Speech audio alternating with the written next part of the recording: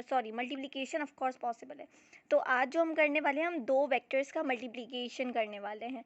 हमने स्केलर को मल्टीप्लाई करवा चुके हैं वेक्टर के साथ, लेकिन हमने दो वेक्टर्स को साथ में मल्टीप्लाई नहीं करवाया। तो आज today's topic is multiplication of two vectors.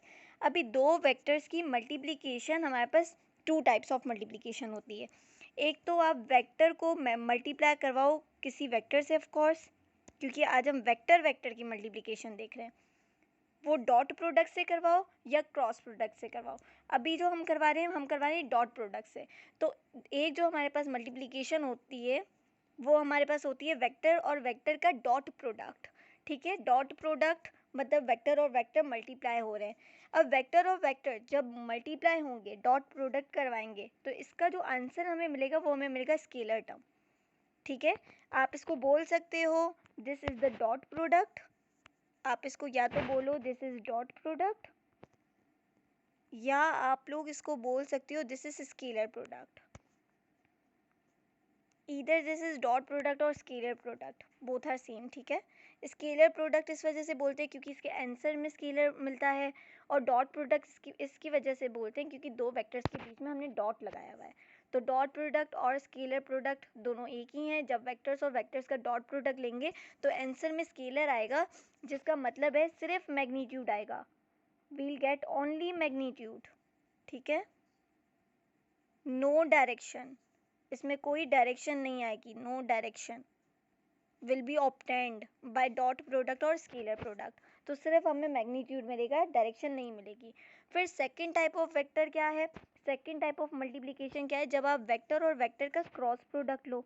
ठीक है, दोबारा वेक्टर और वेक्टर को मल्टीप्लाई करवा सकते हो, लेकिन अब क्या, अब आप क्रॉस प्रोडक्ट लो।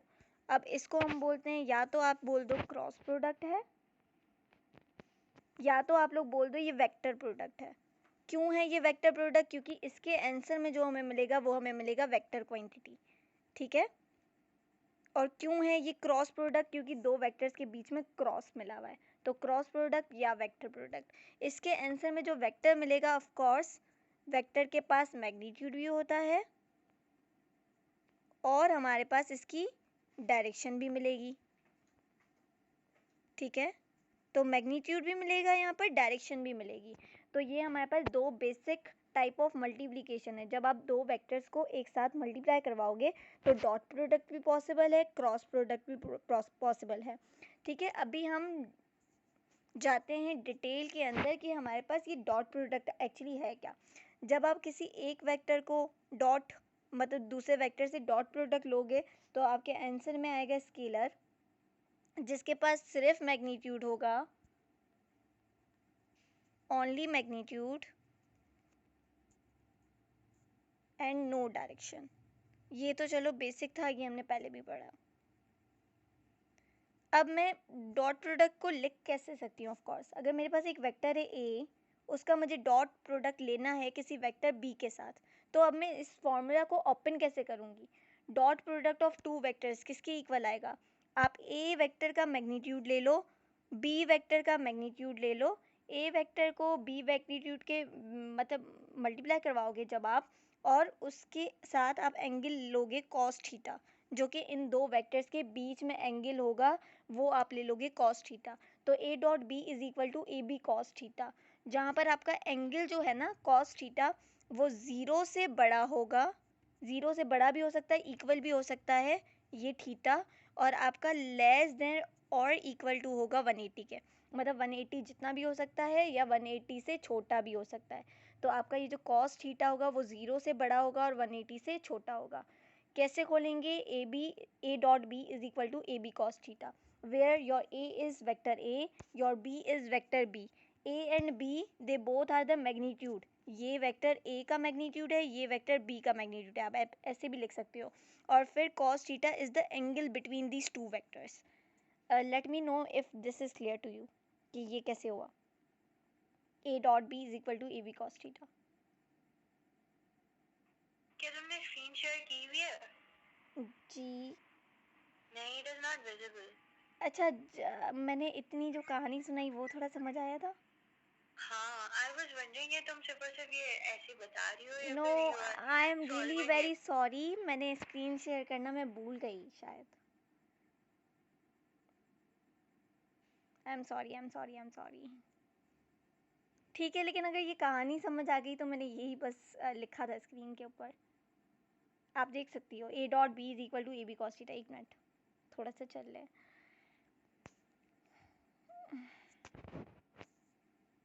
ठीक है, ये देखो वेक्टर को जब आप डॉट प्रोडक्ट लोगे तो स्केलर टर्म मिलेगी जिसके पास मैग्नीट्यूड होता है, डायरेक्शन नहीं होती। तो ए डॉट बी को आप ए बी कॉस थीटा भी लिख सकते हो, जहाँ पर आपका थीटा जो होगा वो 0 से बड़ा होगा और 180 से छोटा होगा। यहाँ पर ए और बी, हमारे ए वेक्टर ए है, बी वेक्टर बी है, और ए बी ए का मैग्नीट्यूड है और बी का मैग्नीट्यूड है। कॉस थीटा एंगल है बिटवीन दीज टू वेक्टर्स। समझ आया? अब हम लेते हैं कि डॉट प्रोडक्ट हमारे पास मैक्सिमम कब होगा। When your dot product will be maximum.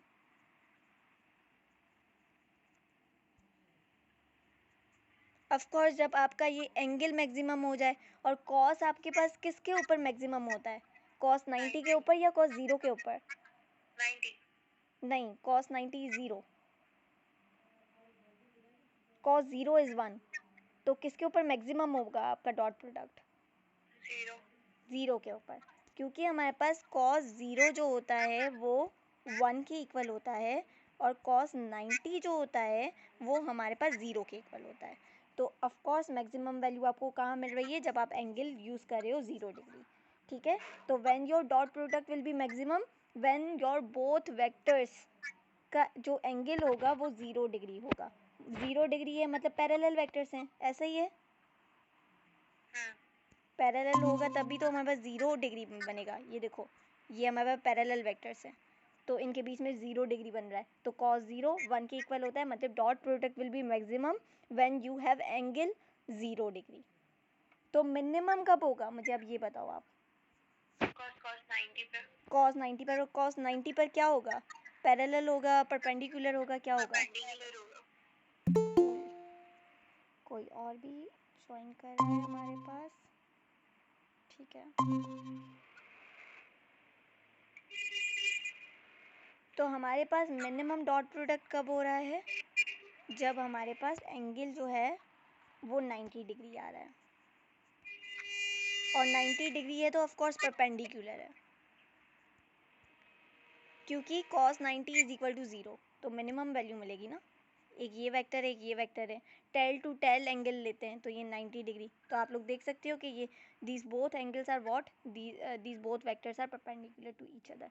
तो when your dot product will be maximum when you have angle of 0 degree, when your both vectors are parallel to each other, when you will have minimum dot product जब आपके both vectors will be perpendicular, means angle between those two vectors will be 90 degree, क्योंकि cos 90 0 के equal होता है।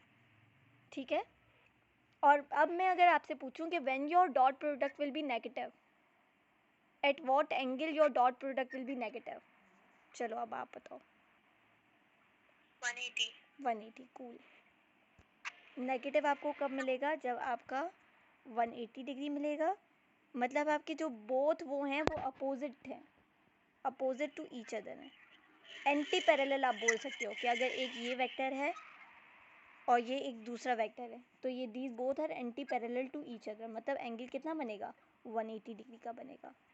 ठीक है, मतलब negative answer मिलेगा डॉट प्रोडक्ट का। तो अब हम प्रॉपर्टीज़ पर आ जाते हैं। डॉट प्रोडक्ट की प्रॉपर्टीज़ हमारे पास क्या होती हैं?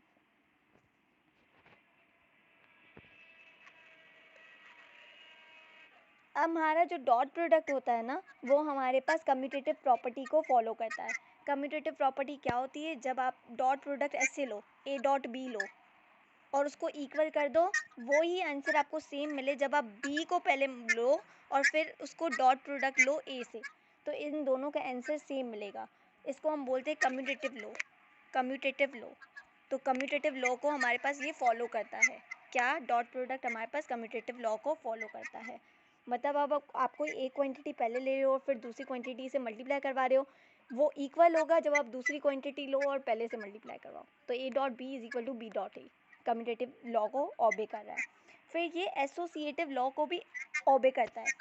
क्या मतलब है? अगर आप कोई स्केलर टर्म लो उसको मल्टीप्लाई करवाओ ए वेक्टर से और उसका डॉट प्रोडक्ट लो बी से, वो इक्वल होगा जब आप ए वेक्टर को लो और बी वेक्टर से मल्टीप्लाई करवाओ और फिर आप एम से मल्टीप्लाई करवाओ, मतलब कोई स्केलर टर्म से, तो इक्वल मतलब ये एसोसिएटिव लॉ को भी ऑबे करता है,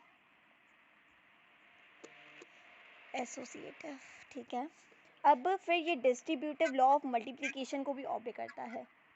देखो अगर मैं ए एक वेक्टर ले रही हूँ और फिर उसका डॉट प्रोडक्ट करवा रही हूँ किसी बी प्लस सी वेक्टर से, ऑफ कोर्स आप बी प्लस सी करोगे तो एक ही वेक्टर मिलेगा और फिर एक वेक्टर आएगा जिसको हम डी वेक्टर बोल देते हैं, फिर आप उसको डॉट प्रोडक्ट लोगे ए के साथ, तो ये हमारे पास सेम आंसर मिलेगा जब आप ए और बी का मल्टीप्लाई करवाओगे, डॉट प्रोडक्ट लोगे और प्लस करोगे आप उसमें ए और सी के डॉट प्रोडक्ट को।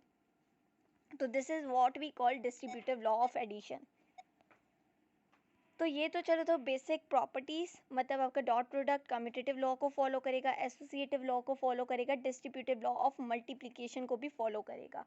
अब क्या है आपका जो डॉट प्रोडक्ट, जैसे हमने पढ़ा था रेक्टेंगुलर कोऑर्डिनेट यूनिट वेक्टर्स या कार्टेशियन कोऑर्डिनेट यूनिट वेक्टर्स, अगर आपके पास आए है और वो अपने सेम ही कंपोनेंट के साथ डॉट प्रोडक्ट ले रहे हैं, जे है और वो जे का भी सेम डॉट प्रोडक्ट उसी के कंपोनेंट के साथ ले रहे हैं, या के है, के को भी हम उसी के डॉट प्रोडक्ट से मल्टीप्लाई करवा रहे हैं, तो हमारे पास आंसर मिलेगा 1। मतलब सिमिलर कंपोनेंट्स का डॉट प्रोडक्ट हमेशा 1 के इक्वल आएगा। सिमिलर कंपोनेंट्स का dot product will always be equal to 1। और फिर डिसिमिलर वेक्टर का डॉट प्रोडक्ट किसके इक्वल आएगा, मतलब आई डॉट जे करती हूँ या जे डॉट के करती हूँ या के डॉट आई करती हूँ, वो किसके इक्वल आएगा, वो 0 के इक्वल आएगा। तो डिसिमिलर वेक्टर्स का हमारे पास डॉट प्रोडक्ट क्या होता है, वो हमारे पास 0 होता है। सिमिलर कंपोनेंट्स का dot product will B 1, dissimilar components का डॉट प्रोडक्ट विल बी 0। ठीक है, उसके बाद अगर मैं एक वेक्टर ले रही हूँ ए, मैं उसी का डॉट प्रोडक्ट उसी के वेक्टर से ले रही हूँ, तो मैं इसको ऐसे भी लिख सकती हूँ कि मैं इस ए का स्क्वायर ले रही हूँ, मतलब मैग्नीट्यूड ऑफ ए ले रही हूँ और फिर उसका स्क्वायर ले रही हूँ। ठीक है, तो ये हमारे पास बोथ सेम ही आएगा, मतलब एक वेक्टर है ए, उसका डॉट प्रोडक्ट लिया उसी वेक्टर के साथ ए के साथ, तो हमारे पास आंसर में क्या आएगा, मैग्नीट्यूड का स्क्वायर आ जाएगा, तो ए का स्क्वायर आ जाएगा। आई होप ये बेसिक प्रॉपर्टीज क्लियर है। अब हम किसी दो वेक्टर्स का डॉट प्रोडक्ट एक्चुअली लेते कैसे हैं। फॉर एग्जाम्पल मेरे पास एक वेक्टर है ए जो कि मुझे दिया हुआ है 3i प्लस 4j माइनस के, ठीक है, और मुझे एक बी वेक्टर दिया हुआ है जो मुझे बोलते हैं कि 2i माइनस जे और प्लस का 4k। ये मेरे पास कोई दो वेक्टर्स दिए हुए हैं, मुझे बोलते हैं कि find the dot product of A and B. A और बी का मुझे डॉट प्रोडक्ट फाइंड करना है। देखो जब आप लोगों को एंगल नहीं मिल रहा तो आप क्या करो, आप केस रखो कि आपका एंगल जो है वो कॉस 0 है, क्योंकि कॉस 0 पर हमारे पास मैक्सिमम आंसर मिलता है। तो यहाँ पर किसी की एंगल की बात नहीं की हुई, तो आप मान के चलो कि हमारे पास कॉस 0 डिग्री है, कॉस 0 1 के इक्वल होता है। ठीक है, तो अब आप कैसे इसका डॉट प्रोडक्ट लोगे, ए डॉट बी कैसे लोगे, आप मल्टीप्लाई करवाओगे, ऑफ कोर्स सिंपल है, 3i प्लस 4j और माइनस का k, इसका डॉट प्रोडक्ट लोगे आप बी वेक्टर से जो कि है 2i माइनस का j प्लस का 4k। ठीक है, अब आप मल्टीप्लाई करवाओ, देखो 3 और 2 साथ में मल्टीप्लाई होके क्या होगा 6i। 6i हमें पता है i और i क्या होता है 1 के इक्वल होता है, i और i 1 के इक्वल होता है, तो लिखूँ ना लिखूँ, क्योंकि i इंटू i और i का डॉट प्रोडक्ट लोगे तो 1 के इक्वल आएगा। फिर अगर आप 3i को j के साथ मल्टीप्लाई करवाओ तो 0 आंसर आएगा, क्योंकि हमने बोला था डिसिमिलर कंपोनेंट्स का डॉट प्रोडक्ट 0 के इक्वल होता है। तो अगर आप i को j कंपोनेंट से मल्टीप्लाई करवाओगे 0 आएगा, फिर 3i को 4k से मल्टीप्लाई करवाओगे डिसिमिलर कंपोनेंट से, डॉट प्रोडक्ट 0 आएगा, तो लिखने की कोई ज़रूरत नहीं है। अब आप j कंपोनेंट पर आ जाओ, जब आप 4j को मल्टीप्लाई करवाओगे 2i के साथ, 6 तो लिख लूँ मैं, जब आप 4j को मल्टीप्लाई करवाओगे 2i के साथ तो डिसिमिलर कंपोनेंट से आंसर आएगा 0, लिखने की कोई ज़रूरत नहीं है। फिर आप 4j को j से मल्टीप्लाई करवाओगे, ऑफ कोर्स आंसर आएगा, तो माइनस का 4 बन जाएगा। ठीक है, क्योंकि जे और जे का डॉट प्रोडक्ट दोबारा 1 के इक्वल होता है, तो लिखने की कोई ज़रूरत नहीं है। फिर आप 4j को 4k के साथ मल्टीप्लाई करवाओगे, डिसिमिलर कंपोनेंट्स का डॉट प्रोडक्ट 0, लिखने की कोई ज़रूरत नहीं है। अब माइनस के को 2i से मल्टीप्लाई करवाओगे 0, माइनस के को माइनस जे के साथ मल्टीप्लाई करवाओगे 0, माइनस के को प्लस 4k के साथ मल्टीप्लाई करवाओगे तो माइनस का 4 आएगा आंसर। तो अब इसको अगर हम सिंप्लीफाई करें तो 6 माइनस 4 माइनस का 8 हो गया, और ये हमारे पास माइनस का 2 आंसर आ गया। ठीक है, तो आप देखो हमने दो वेक्टर्स लिए, उनका डॉट प्रोडक्ट लिया, हमें आंसर में सिर्फ मैग्नीट्यूड मिला, कोई कंपोनेंट्स नहीं मिले, जिसका मतलब क्या हुआ कि डॉट प्रोडक्ट का आंसर हमेशा क्या आएगा, स्केलर टर्म आएगा। हमारे पास स्केलर क्वांटिटी आ गई -2, एक स्केलर टर्म है, इसके साथ कोई डायरेक्शन नहीं दी हुई, तो इस वजह से डॉट प्रोडक्ट का आंसर हमेशा स्केलर टर्म ही आएगा, इस वजह से हम इसको स्केलर प्रोडक्ट भी कहते हैं। Is this clear? बहुत ईजी था अभी तक तो। आगे चलें? चलो ठीक है। अब हमारे पास एक क्वेश्चन आता है, question is very interesting. Question हमारे पास क्या है, फाइंड एंगल, अभी आप लोगों को एंगल फाइंड करना है ए एंड बी के बीच में, of course find angle between A and B. तो ए का जो आपको वेक्टर दिया हुआ है वो दिया हुआ है 3i कैप -4j कैप और प्लस का 2k कैप, और बी का आपको जो वेक्टर दिया हुआ है वो है 6i माइनस का 8j और प्लस का 2k। ये आपको बेसिक ए का वेक्टर दिया हुआ है और बी का वेक्टर दिया हुआ है। आपसे बोलते हैं कि एंगल फाइंड करो between A and B, A and B. अब ये समझ लो, जब भी एंगल का क्वेश्चन आया आप डॉट प्रोडक्ट को ही यूज़ करोगे। तो हमने अभी अभी ऊपर फॉर्मूला क्या पढ़ा था, A dot B, A vector dot B vector equal to magnitude of A vector into magnitude of B vector cos theta. हमें ये कॉस थीटा फाइंड करना है, तो ये पूरी टर्म नीचे चली जाएगी, ऑफ कोर्स नीचे जाएगी, कॉस थीटा हमें फाइंड करना है। तो A vector dot B vector divided by A vector का मैग्नीट्यूड, बी वेक्टर का magnitude equal to cos theta. और जब आपको of course cos angle find करना है, सिर्फ थीटा फाइंड करना है, तो theta equal cos inverse A vector dot B vector magnitude of A and magnitude of B. अब मुझे बताओ, can you find angle between these two vectors? पहले से ही आपको वेक्टर्स दिए हुए हैं, ऊपर आपको इनका डॉट प्रोडक्ट रखना है, जो कि अभी अभी हम मल्टीप्लिकेशन करके आए डॉट प्रोडक्ट की, कि कैसे करते हैं, हमारे पास डॉट प्रोडक्ट कैसे निकालते हैं, और मैग्नीट्यूड आपको पहले ही निकालना आता है किसी भी वेक्टर का। तो क्या आप लोग एंगल फाइंड कर सकते हो? I can give you 2 minutes. You can have your time and find the angle between these two vectors a and b. Formula बहुत सिंपल था, a dot B is equal to A B cos theta, याद कर लिया ना, यहाँ से सब कुछ ही हो जाएगा, एंगल भी निकल जाएगा।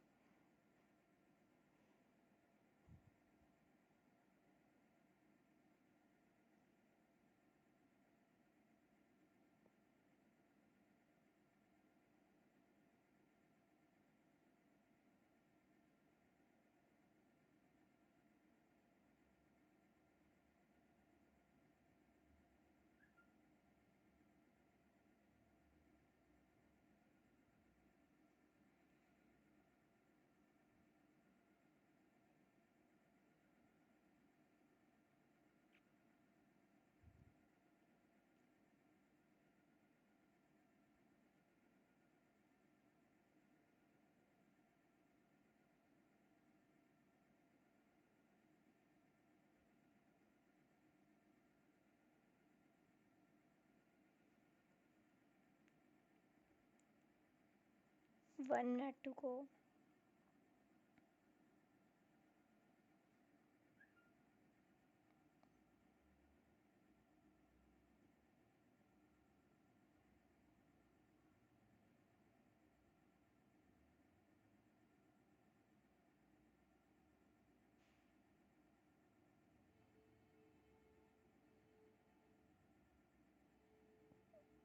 चलो आंसर बता दो अपना अनम्यूट करके।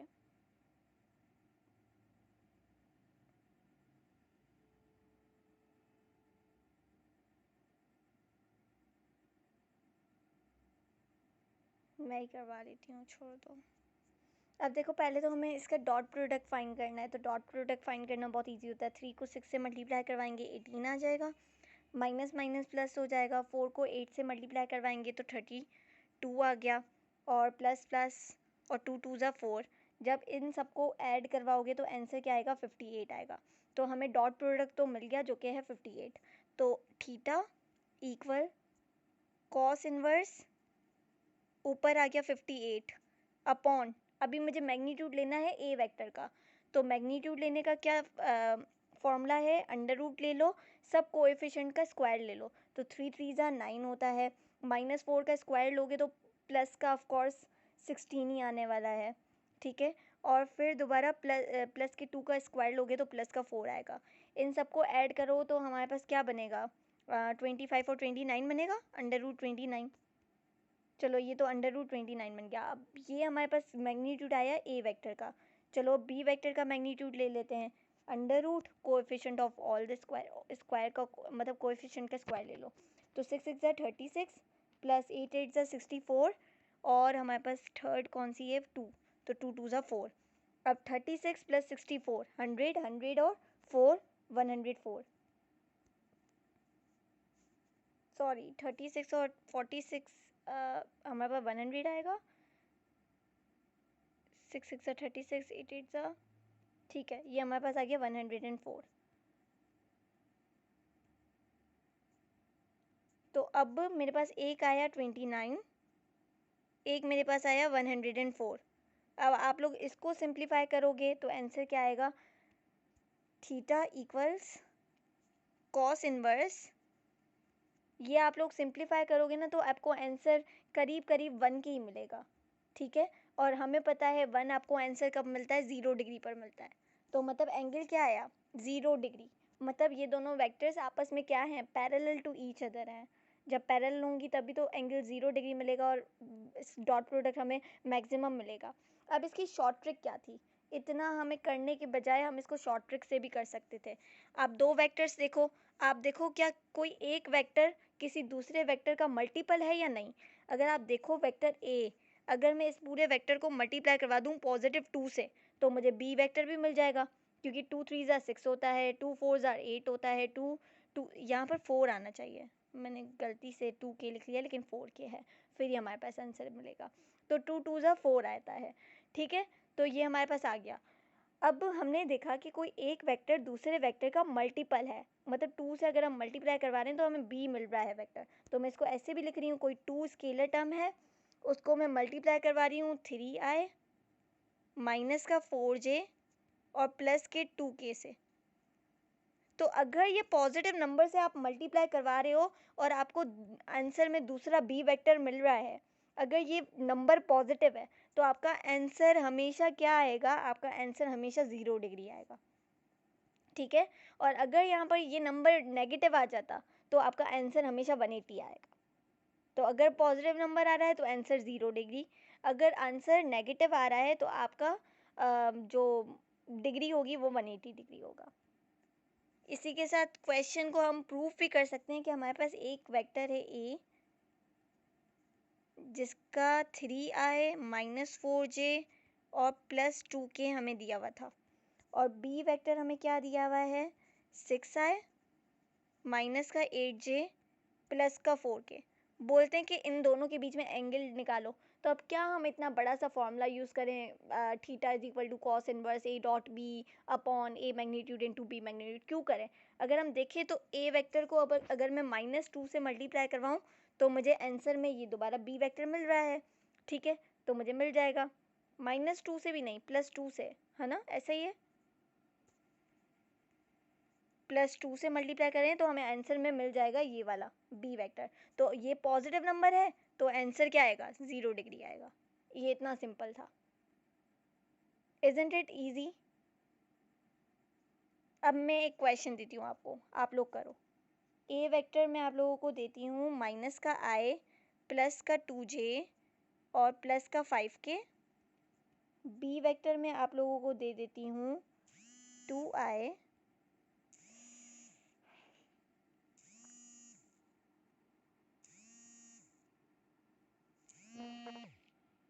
I'm sorry.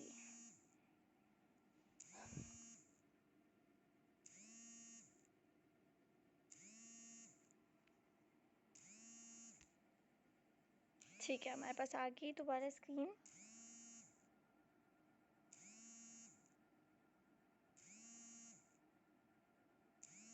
ये रहा। मैं आप लोगों को एक क्वेश्चन दे रही थी। क्वेश्चन हमारे पास क्या था?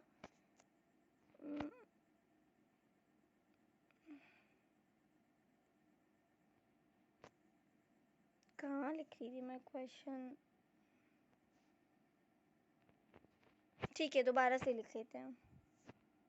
ए वेक्टर मैं आप लोगों को दे रही हूँ जो कि है माइनस का i प्लस का 2j और प्लस का 5k। ठीक है। बी वेक्टर मैं आप लोगों को दे देती हूँ 2i माइनस का 4j और माइनस का 10k। तो मुझे बताओ what will be the angle between these two vectors. बहुत इजी क्वेश्चन है। अभी अभी आप लोगों को शॉर्ट ट्रिक भी बताई। अगर आपको शॉर्ट ट्रिक समझ नहीं है, आप लोग बड़े वाले फॉर्मूला से कर लो कि theta is equal to cos inverse A dot B upon A magnitude into B magnitude.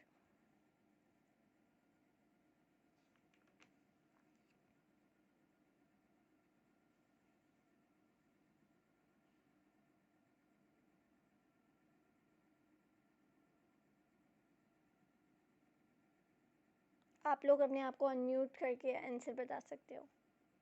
This so simple.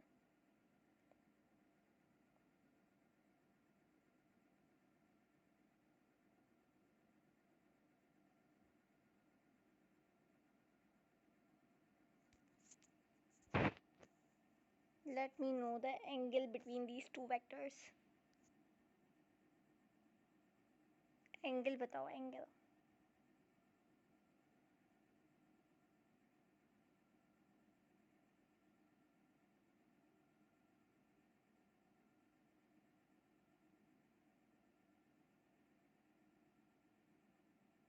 नहीं हो रहा? At least unmute yourself and let me know. Wait, we are solving. Okay, okay.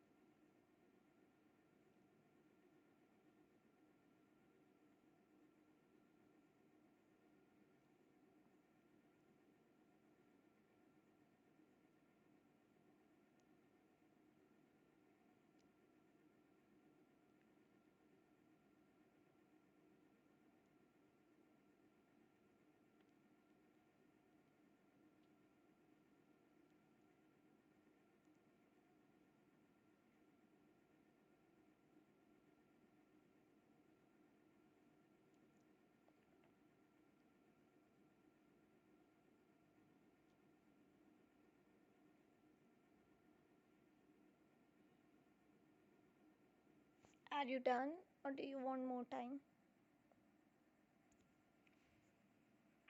Wait.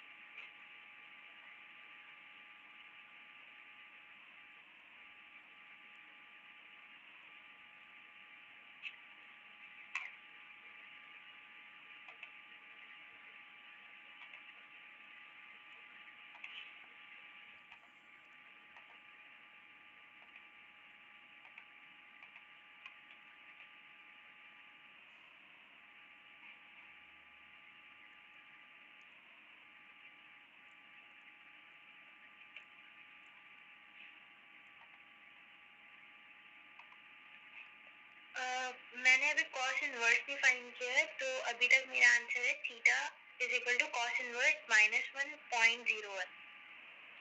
तो बहुत complicated answer आ रहा है। देखो मैंने आप लोगों को शॉर्ट ट्रिक भी बताई कि अगर आप लोग देख रहे हो कि कोई एक वेक्टर है वो दूसरे वेक्टर का मल्टीपल है, तो आप लोग देख सकते हो बी वेक्टर है जो फर्स्ट वेक्टर का मल्टीपल है।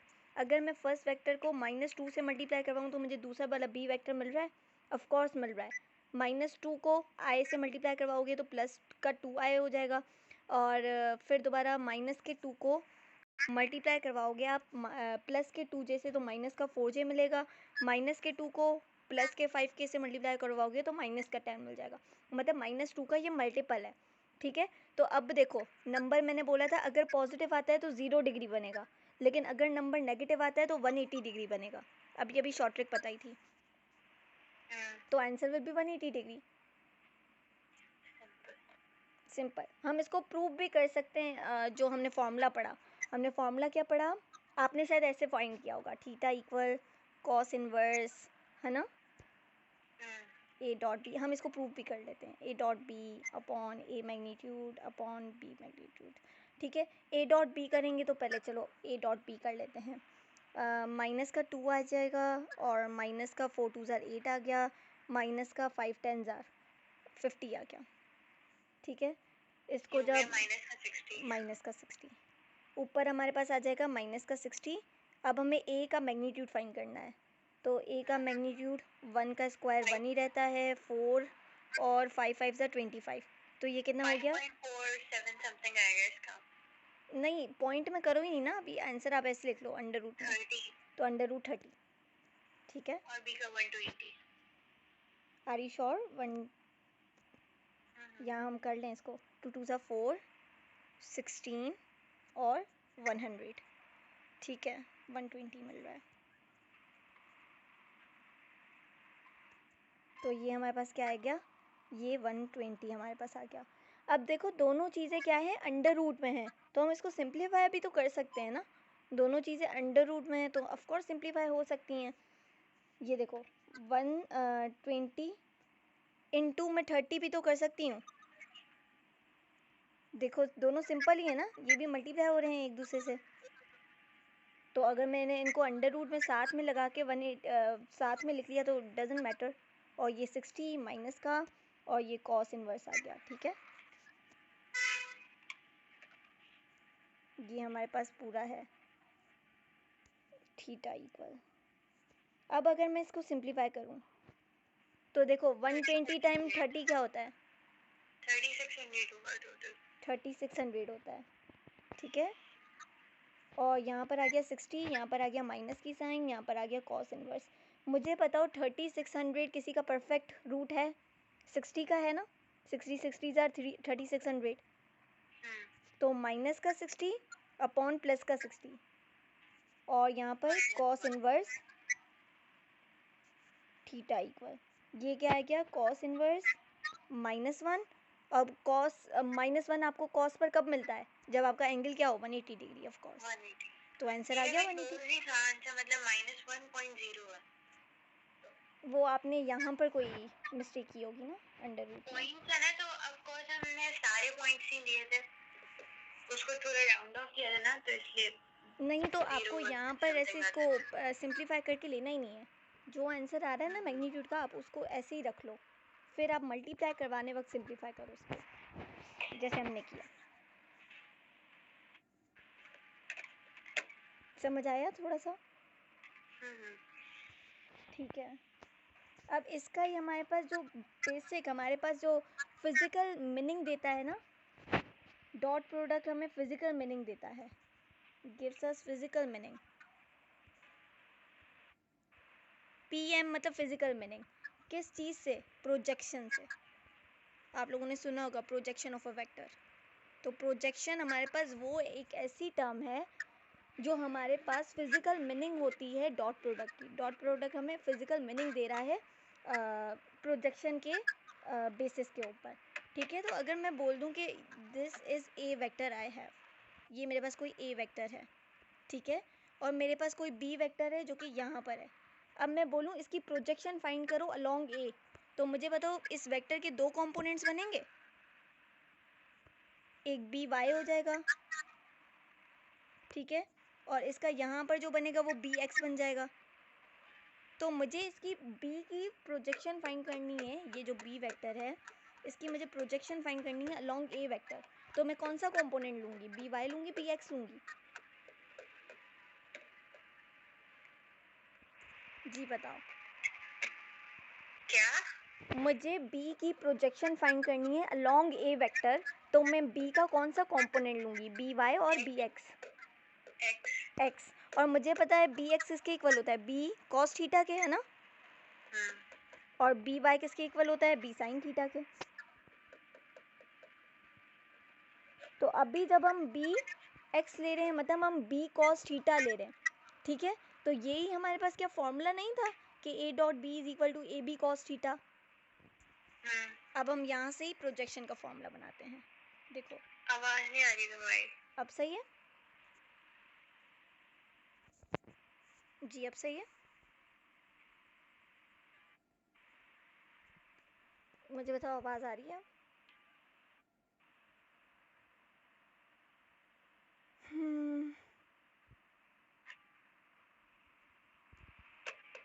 और अब आवाज़ आ रही है?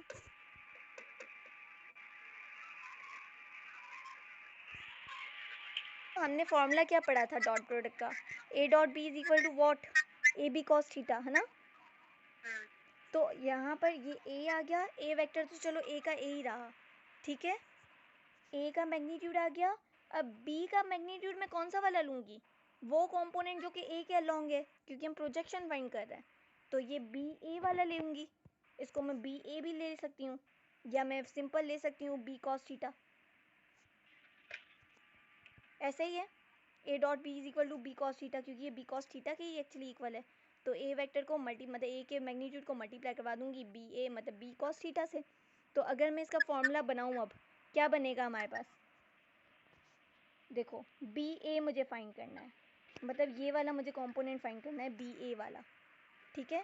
इसको मैं कैसे लिख सकती हूँ, और कि A dot B, A vector और बी वेक्टर को मल्टीप्लाई करवाओगे तो ए वेक्टर के मैग्नीट्यूड को आप बी का वो कंपोनेंट लो जो कि ए के अलोंग है, ऐसे लिख सकते हो, उसके मल्टीप्लाई करवाओगे मैग्नीट्यूड से। अब मुझे बी ए फाइंड करना है, तो मैं क्या ऐसे लिख सकती हूँ, B A is equal to A dot B, जो कि यही है, ये ए इसके मल्टीप्लाई हो रहा है, वहाँ जाएगा डिवाइड होगा, तो ये ए का मैग्नीट्यूड आ गया नीचे। इजंट इट ईजी, ये हमारे पास फॉर्मूला बन गया। तो अगर अब मैं बोलूँ इसी फॉर्मूला को हम ड्राइव करते जाएंगे, आप बस याद कर लो, ऊपर उनका डॉट प्रोडक्ट रहेगा, नीचे वो मैग्नीट्यूड आएगा जिसके अलोंग आप प्रोजेक्शन फाइंड कर रहे हो। तो अगर मेरे पास है projection of A along B find करो, अलोंग बी फाइंड करो, तो फॉर्मूला क्या बनेगा, ए और डी बी का ऊपर डॉट प्रोडक्ट आएगा। अब किसके अलोंग कर रहे हैं हम प्रोजेक्शन फाइंड, बी के अलोंग कर रहे हैं, तो नीचे आएगा बी का मैग्नीट्यूड। ऊपर ए के अलोंग कर रहे थे तो ए का मैग्नीट्यूड आ गया, नीचे बी के अलोंग कर रहे हैं तो बी का मैग्नीट्यूड आ गया। फॉर्मूला क्लियर है कि A dot B upon B का मैग्नीट्यूड, अगर बी के अलोंग कर रहे हैं प्रोजेक्शन फाइंड, अगर ए के अलोंग कर रहे हैं प्रोजेक्शन फाइंड, तो A dot B upon A magnitude. तो this was projection of a vector. अब मुझे बताओ प्रोजेक्शन ऑफ अ वेक्टर कब हमारे पास मैक्सिमम होगा, किस एंगल पर, cos 0 पर। cos 0 पर, डेफिनेटली cos 0 पर मैक्सिमम होगा। क्यों ये cos 0 पर मैक्सिमम होगा, फॉर एग्जांपल अगर मेरे पास ये ए वेक्टर है, ए वेक्टर है, ये मेरे पास बी वेक्टर है, तो मैं अगर इसका 0 डिग्री कर दूं, मतलब इन दोनों को पैरेलल कर दूं एक दूसरे के, ये जो कंपोनेंट है इसका बी कॉस थीटा मैं इसके ऊपर ही बना लूँ, ए के ऊपर बी कॉस थीटा, तो मुझे बताओ तभी तो मैक्सिमम मिलेगा मुझे प्रोजेक्शन। प्रोजेक्शन मतलब कितना ओवरलैप कर रहा है, तो बी अब पूरा ही ए को ओवरलैप कर रहा है जब हमने 0 डिग्री रखा, तो प्रोजेक्शन हमें कब मैक्सिमम मिलेगा, जब हमारा एंगल क्या है, cos 0 डिग्री होगा, मतलब पैरेलल होंगे, बी का कंपोनेंट और ए का कंपोनेंट आपस में पैरेलल होंगे। फिर मिनिमम कब मिलेगा, जब ये परपेंडिकुलर होगा, जब ये परपेंडिकुलर होंगे, मतलब cos 90 पर होंगे। फॉर एग्जांपल ये जो है ना, इसका अब मैं कंपोनेंट ले लूँ बी साइन थीटा, मतलब यहाँ वाला, आवाज नहीं आ रही। अब सही है? नहीं। नहीं। अब ठीक है, तो अगर मैं इसका b sin थीटा मतलब y वाला कंपोनेंट लूँगी तो a के ऊपर कुछ भी ओवरलैप होगा? कुछ भी नहीं होगा। तो मतलब मिनिमम प्रोजेक्शन हो रही है, प्रोजेक्शन हो रही नहीं है बल्कि ये समझो 90 डिग्री पर, ठीक है, और 180 पर नेगेटिव प्रोजेक्शन होगी। तो ये हमारे पास आज का टॉपिक था जिसमें हमने डॉट प्रोडक्ट को पढ़ा और हमने प्रोजेक्शन ऑफ अ वेक्टर मतलब physical meaning of dot product को पढ़ा। कल हम पढ़ेंगे क्रॉस प्रोडक्ट और हम फिर वेक्टर लॉ ऑफ एडिशन हमारा लास्ट टॉपिक कवर करके इस चैप्टर को कंप्लीट करेंगे। If you have any question you can ask of course. Okay then we can actually end the meeting.